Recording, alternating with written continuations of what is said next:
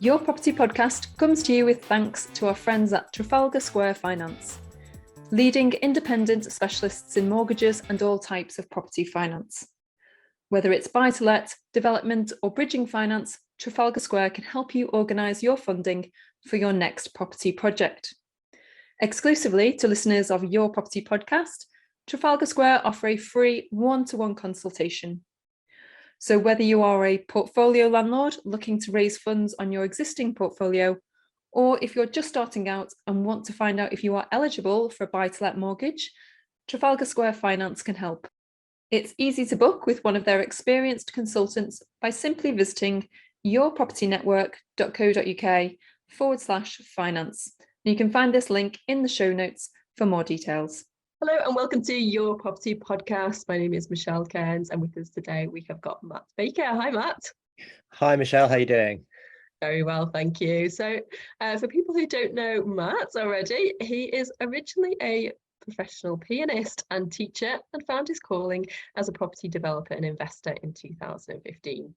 He's the owner of Scott Baker Properties, CEO, trainer and coach of the HMO platform, co-founder and chief marketing officer of CoHome and host of the Property Jam podcast as well, which I've actually been on, and not to mention the author of the book, The Next Level Landlord.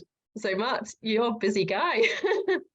Yes, and not to mention full-time award winning as well last year, which was quite a nice surprise. Yes, actually, I did see that on social media, which is incredible as well. So congratulations. Thank you very much. But yes, it has been a very busy year. And to top that off, I have a 4-week-old son as well. Oh, wow. Congratulations. Yes. Your second, I think. I remember meeting you many years ago when you were kind of just starting out. It must have been around the 2015 time, actually. And it's been incredible to kind of, be connected with you and see your journey through the years. So you've obviously just absolutely been, it's great to kind of see your progress, not just in one particular area, but to be developing as a person, I want to say, not just as an investor as well, and obviously be recognised through the awards and everything as well. And then, recently your book. So let's just dive into the book because it's called The Next Level Landlord. Yeah. What made you kind of come up with that idea for the book? And what kind of problem are you trying to solve with it? Well, fundamentally, I think the main reason for the book was to put together all of the kind of methods that we used, and at the heart of what we do in our business is put the tenants at the heart of every decision.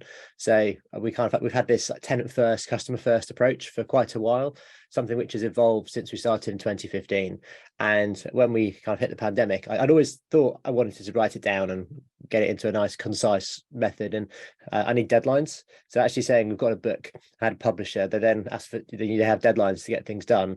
It then helped me to really make it concise, make it easy to read, make it easy to digest and easy to follow as well, because I think a lot of books out there, there's a lot of fluff, a lot of there's like the core message you can be said in about 5 minutes, whereas I thought that it would be great to have some more like a guide as well, something which people could open and go, actually, yes, I can see that these are the steps I need to go down and I can take some action off the back of it.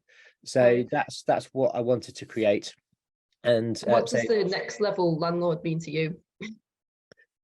Because we are very heavily involved in HMOs and co-living, that was always the route that we were going to take with the book about HMOs and co-living. But the next level landlord could apply to any investor who's holding property, and next level landlord means that someone has it's in the 5 principles really of the tenant first method, which is they have focus on their business. They understand the ins and outs of the plan, the strategy, not just individual projects.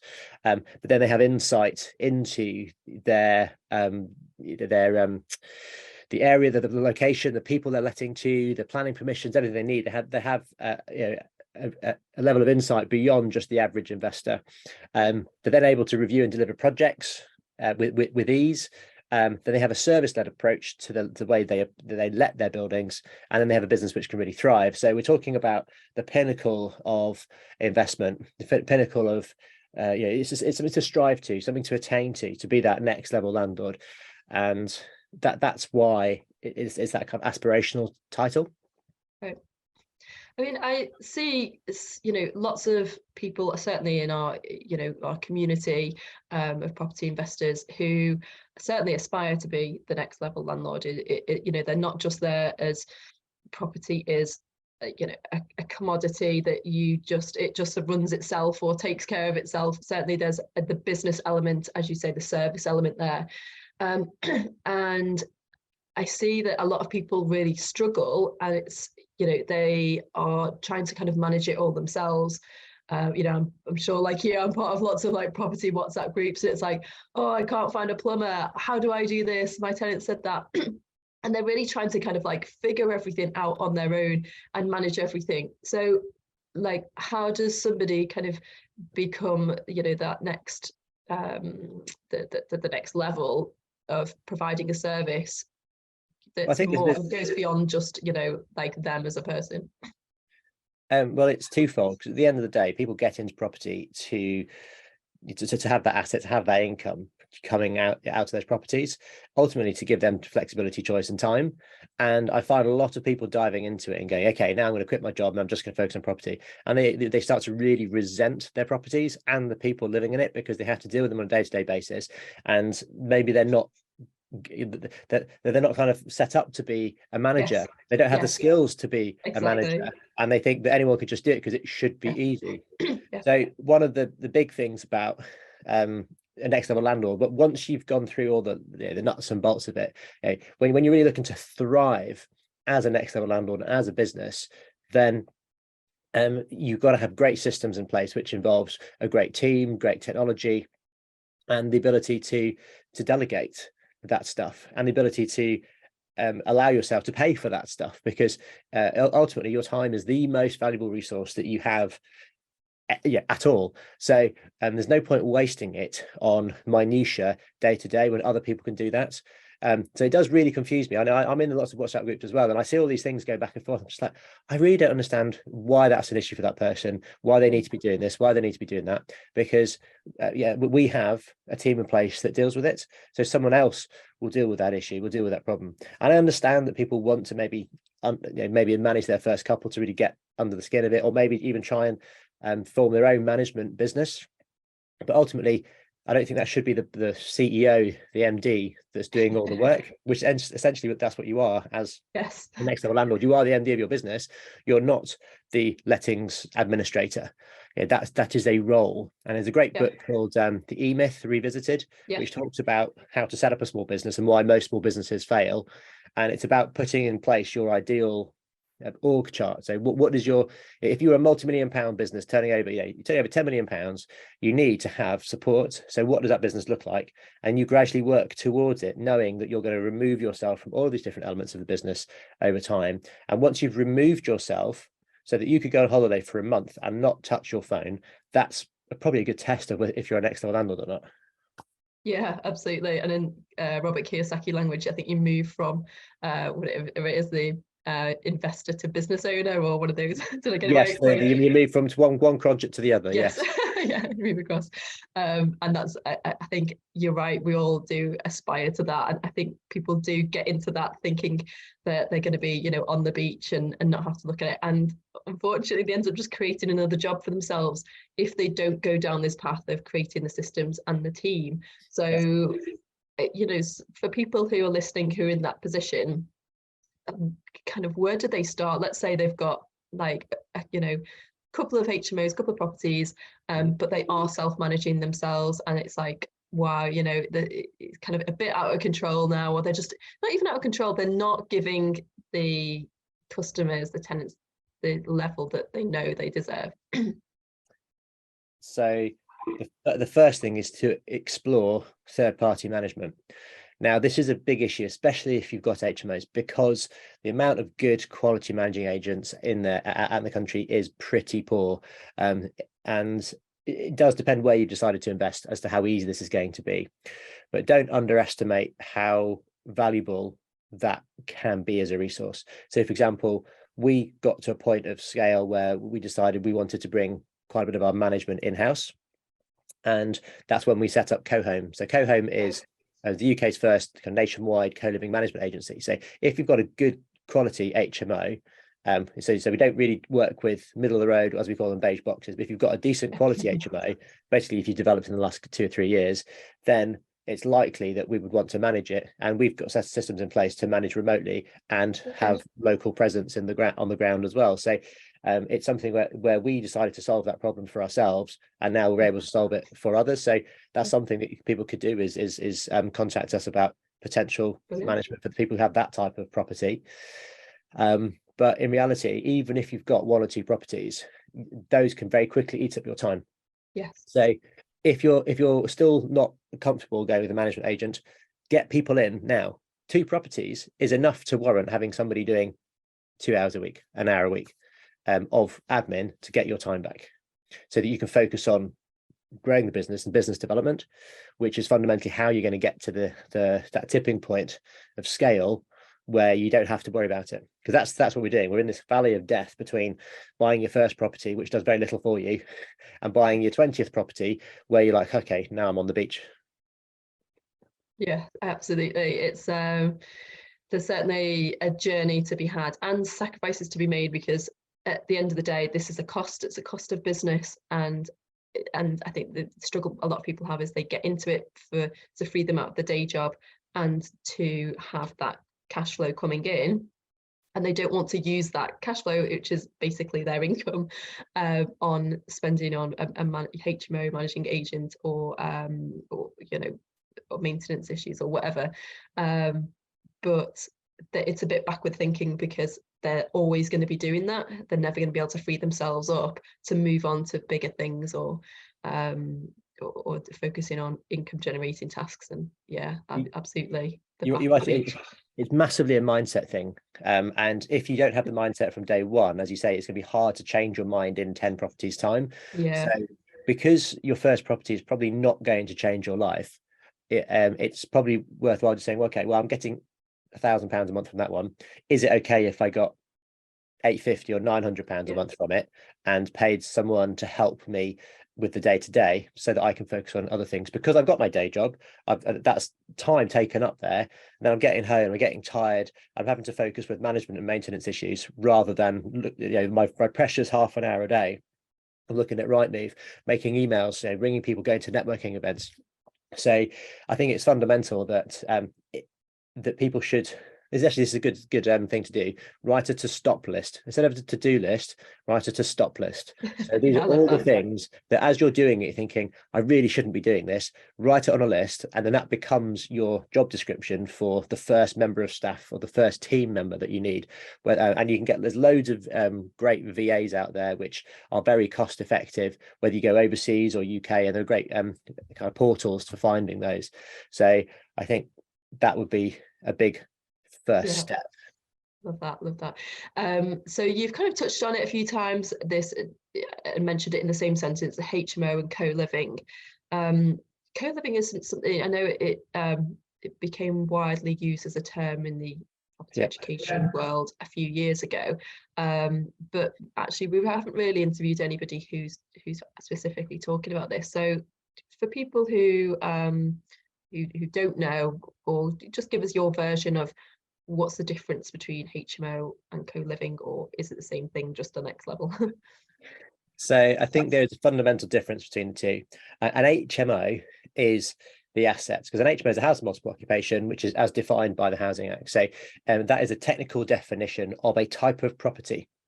Now, co-living is what you do with that property. So we would define co-living as when you create something which has got great space, great design, and great service. Now, you don't always have to have great space. Co-living can occur within lesser properties, but the whole fundamental about co-living is about the community. So co-living, community living. So to get community within a house takes a bit of effort, because sometimes it happens by accident. You accidentally get a whole load of people in a property that get on, and then that makes your life easier because they're getting on, they're solving their issues amongst themselves. You have to hardly speak to them, and that's absolutely wonderful. But most of the time you're going to have friction between tenants.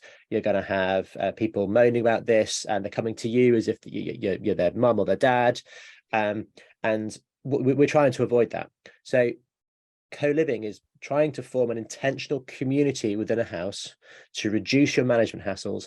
And also, if you follow those principles of great design, great space, and great service, you actually create an asset that people really want to, they fall over themselves to move into them. We see this all the time in the properties that we take on, that we manage, that we're getting market beating rents, and people are staying a lot longer in those properties as well. So therefore our profit, you've heard the adage, so turnover is vanity, profit is sanity. Yeah. So it's the same in property, because you might have an 6-bed HMO. You think, oh, I created a 6-bed HMO. It's going to turn over. When it's full, it'll turn over, £2,000 a month, whatever, £2,500 a month. But because you've created something which is a bit substandard or not as appealing, therefore you've got 10% voids. You've got more turnover, more tenant find fees. So those costs rack up. Yeah. So what you want to do is increase the amount of time that people stay in each room, decreases the turnover costs, and therefore increases your profit. So that's what co-living can do. So to summarize, the HMO is the asset, and the co-living bit is really the wrapper or the ether of that property. So it's kind of the soul of the property, really, that makes it work well.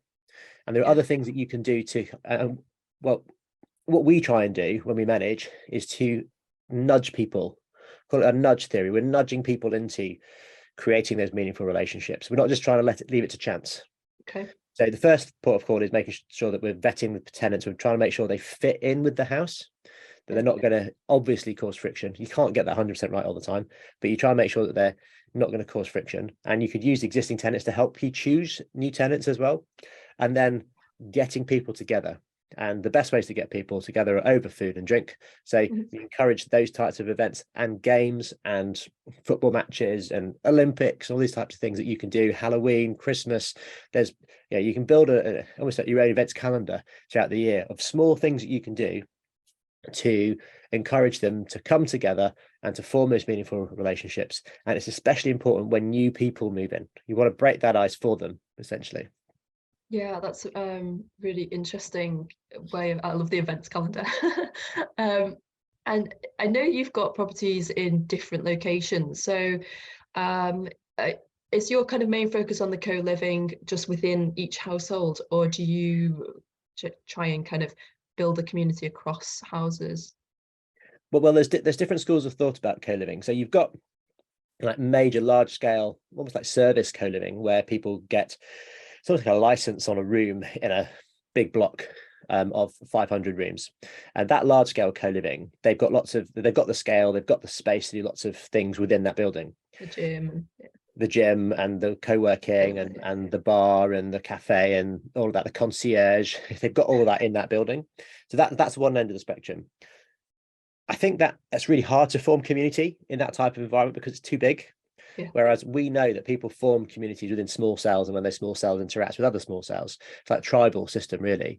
So with small scale co-living, which is what we're doing with houses ranging from 5 to 10, and our largest is 20 at the moment, rooms within one property, then if you have multiple satellites and then bring them together, what you're enabling them to do is to form meaningful relationships within the house, and they can form community, and then they can form a larger community with other people.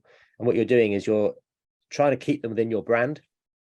So with co-home, for example, if we've got 10 houses in one quite small location, one postcode, then we can put on an event every 6 months or so, once a quarter, once a year, maybe at a third-party venue, or if we've got a house which has got a large space they could host, and we just put some money behind the bar, or throw a bottle of wine there, and some beers, and put on something. And then what you find is that somebody in this house might form a really, really meaningful connection with someone in that house, and you can find people moving between your properties. Yeah. And also once they know your level of service. So we've got properties in multiple locations. If someone wants to move from Portsmouth to Coventry, they can say, well, that their instant reaction would be go online, Google room to rent in Coventry, probably end up on spare room, and then go through available rooms. Whereas if we can point them to available listings that we have within Cohome, then we can move them around the portfolio.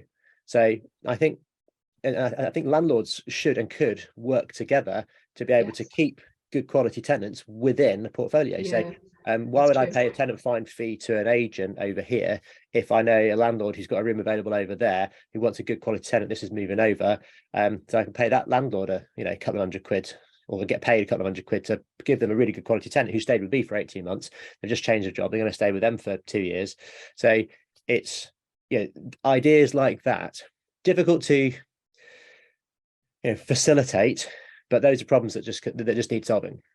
Yeah, absolutely. And in terms of, so kind of coming back to the community aspect within the house then, so kind of events, and especially with food, like, is there anything else that you are, and I'm sure this is kind of always in the back of your mind of like, how can we improve what we're doing, and how can we kind of support like our tenants? Because living out of a HMO room for some, it might be the only option because that's all they can afford. And for some people, they choose to live in a HMO rather than a flat because they, and we've seen it all the time, they feel alone in their own flat, and they want to be in the HMO because they want to be a part of a community. So are there any other kind of ways that you think that you kind of would, even if you couldn't do right now, that you would like to do to encourage that kind of community feel and support them in meeting other people?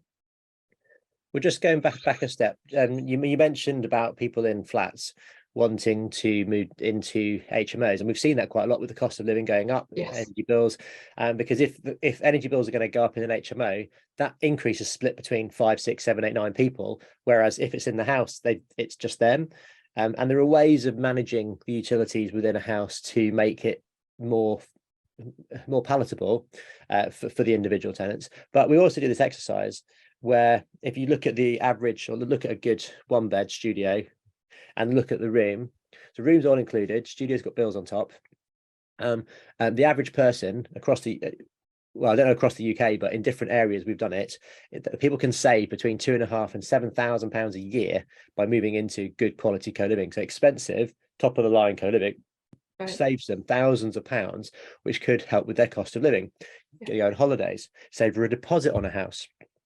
So it actually does help people to move up the property ladder quicker as well, because they're not struggling with we were trying to sustain a household by themselves, which is really interesting.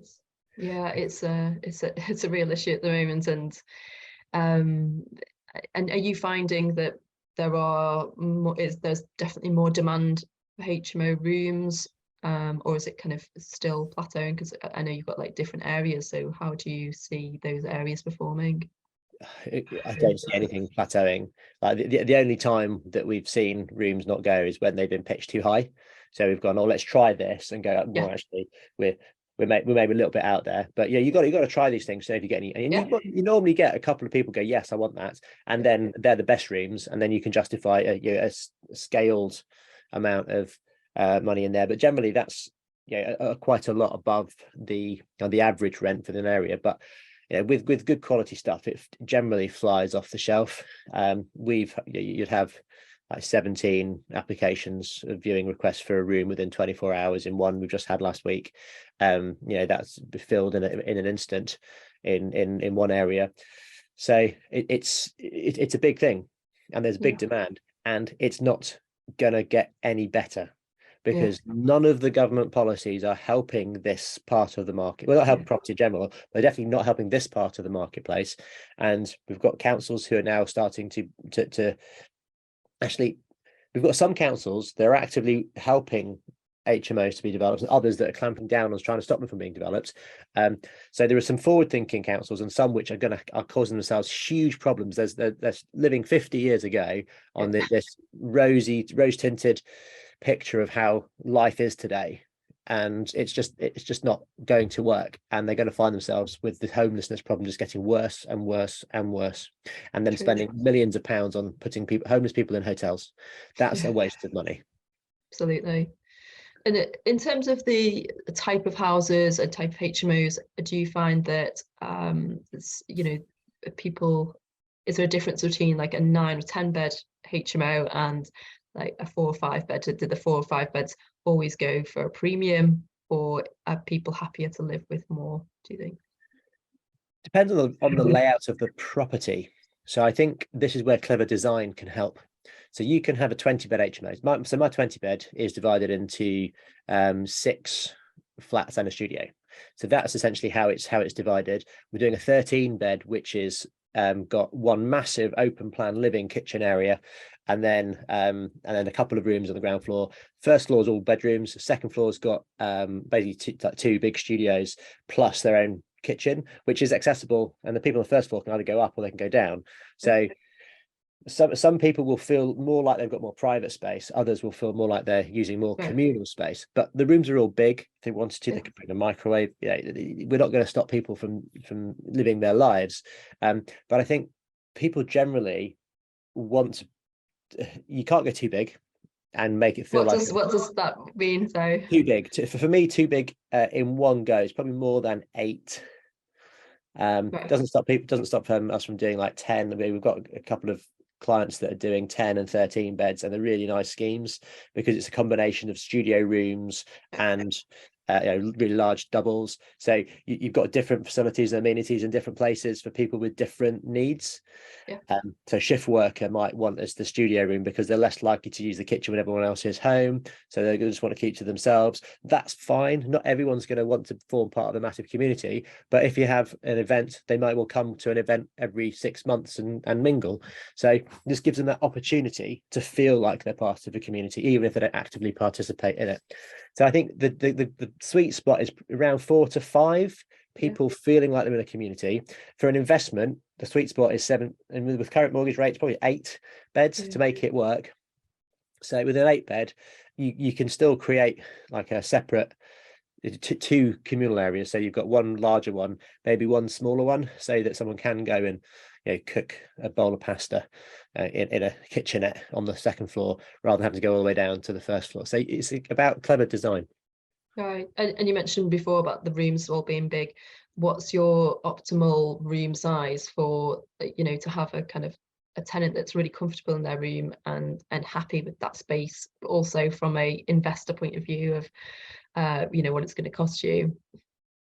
The number we gets banded around quite a lot in our deal clinics and amongst ourselves, about 15 square meters, including the ensuite. So the ensuite could be 2.5 square meters, or it could be 4 square meters, depending on the constraints of the building.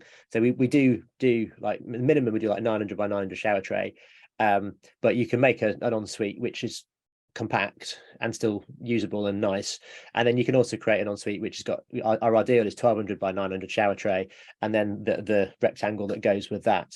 So that will what we'd aim for, and 15 square meters generally gives us about 11-12 square meters of floor space and the ensuite.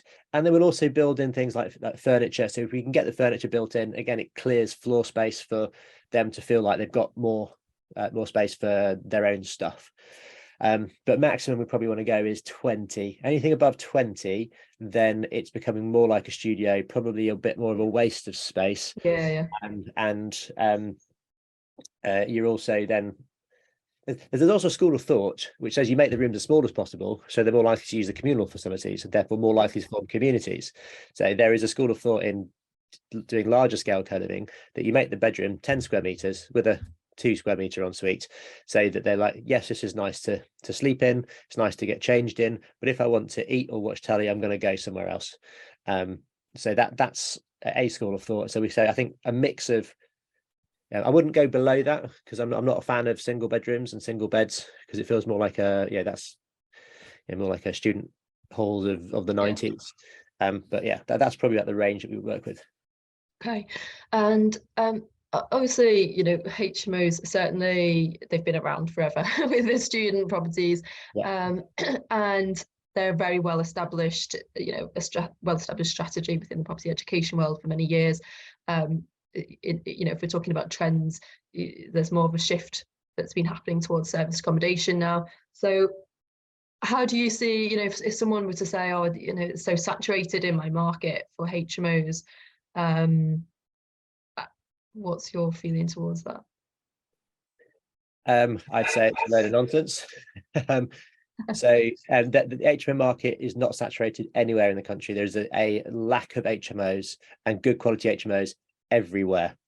And the way that you combat this, let's say that you feel like you're saturated, you just need to be in the top 5% of your market. And this is one of the messages from the book. In fact, it's the strapline. Get into the top 5% of your market, and you will always rent out, whether the market's hot, whether they're in a recession. It's the same as it's the analogy I use is the Mac and a PC. So a Mac is like 4 times the price of a PC, but it's its own thing. It's its own unique, it has its own unique identity. It's not a computer. It's not called a computer. It's called a Mac. It's called a MacBook Pro, MacBook Air, whatever it is. Whereas everything else, you just say, I'm just getting a laptop. You don't go, I'm getting a Sony or an Asus or an Acer or whatever they, I don't even know half the brands. You go in, you don't really care about the brand, you care about the price. That's commoditized. Whereas if people know you and your brand for standing out and being different, then they want to move into your house, your property, because it's yours. It's a co-home. And it's important to have a bit of brand identity. And that's part of the method at the very beginning that we teach at the HMO platform and that we apply within our own business as Godmaker Properties.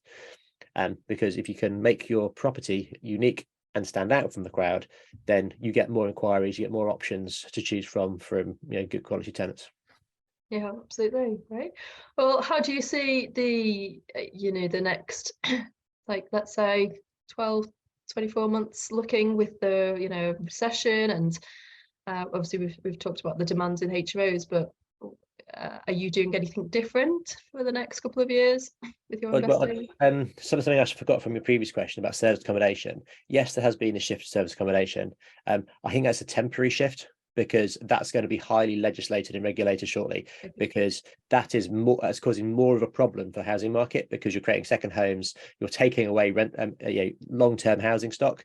And we get tarnished with that same brush with HMOs. We're taking away family homes, but actually we're taking one family home that housed maybe 3 people, 4 people, and now we're housing 8 people using that same space and just really reconfiguring it and creating great design and a great space for people to live in. So we're actually increasing the supply of property. A lot of the government doesn't really see that, or the government might, but the local councils don't really see that at all, because they think everyone should live in a family home and everyone can afford a family home, which is not true. So with service accommodation, when from April onwards, I don't know whether it's going to come in April, but the new Levelling Up and Regeneration Bill, you've got 2 to 3 times the council tax burden on service accommodation. Yes, there is a demand for it, but even in Wales, you're starting to see there's a new planning use class. You can't just go and do it in Wales anymore. So it'll be the same. I've no doubt it'll be the same in the UK at some point in the near future, that you'll have to get planning for your service accommodation. Probably a bit like what happened with HMOs when C4 use class came in. I'm pretty sure there'll be like a C5 use class which comes in for service accommodation, or they'll continue to penalise you financially, which is odd, because there's tax breaks on it for your mortgage in one breath, so they're incentivizing it in one way, but then they're penalising you in another, and then they're 100% penalising the people who are actually providing long-term homes for people. And that's Section 24, all that kind of stuff. It's backwards beyond belief. George Osborne is, I've seen quite a lot of posts about this, has screwed the rental market. Bank of England even said it last week, that the government's policy on housing is causing a major problem, and there's not going to be enough housing stock for rental or for home ownership. Yeah, it's really interesting to kind of be in the middle of it while it's all changing, and watching everybody who certainly are using it as a short-term strategy when actually it is a long-term business. So people really need to be thinking about future-proofing what they're doing right now before those changes come in. And with my thoughts on my thoughts on the market. So I keep answering questions you're not asking. That's okay. Like a politician. So in answer to your question about the market, I think we're already seeing the market drop. we're seeing deals getting done now that weren't possible 6 months ago. So for example, in the last couple of months, we've had 2 deals agreed, and we've got another 3 that look really good, and we've got them exclusively access. So by the end of this week, beginning of next week, we'll have another 3 or 4 that we'll probably be sourcing on to other investors. So it's something that we started to do now, is because we're looking to build our management brand. We're not just buying these ourselves, we're either joint venturing or sourcing them on and being that development partner. So that's something which we're really excited about, so we can do more at scale, so don't have to raise as much money for our stuff, but then and be able to do our stuff, and then also to develop for others. So we've got that team in place who's just itching to go, and has been itching to go for the last 12 or 18 months, where it's been slow. Yeah, absolutely. And so you mentioned there about working with investors. Is it just one specific area that you work with, or? Yeah, so generally we're working in the southeast now.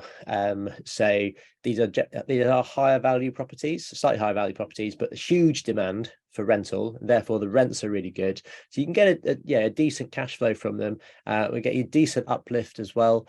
So yeah, you are looking at decent, a good return on investment. And also investors that are just looking to park money. So some of the people we're working with are just saying, well, I'm happy with that yield. So you just go ahead and develop it, and I'm just doing it all in cash.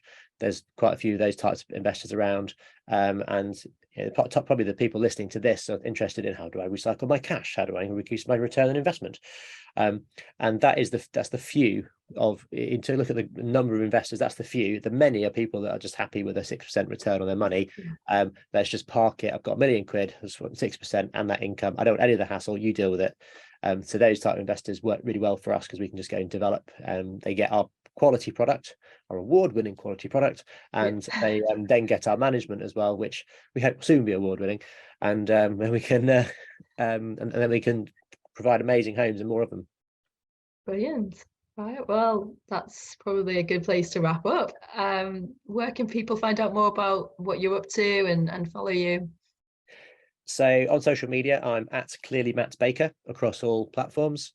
Yep. And I've just started on TikTok as well, so a slow following. So I have someone who's doing that for me, so they're teaching me actually what I'm supposed to be doing and how to do that. But also, if they want to reach out, they can contact me via social media, or check out the hmoplatform.co.uk for more information about how we work with other clients. And they can check and get Next Level Landlord. Next Level Landlord is available on Amazon and all good bookshops.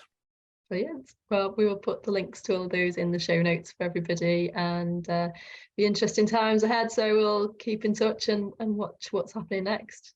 Brilliant. Thank you very much, Michelle. Pleasure to be here. Thank you, Matt. Loads of value for us today. Right, for everyone else who is not yet a subscriber to the magazine, please click the link in the show notes for your free 30-day trial, and we will see you next time. Take care, guys.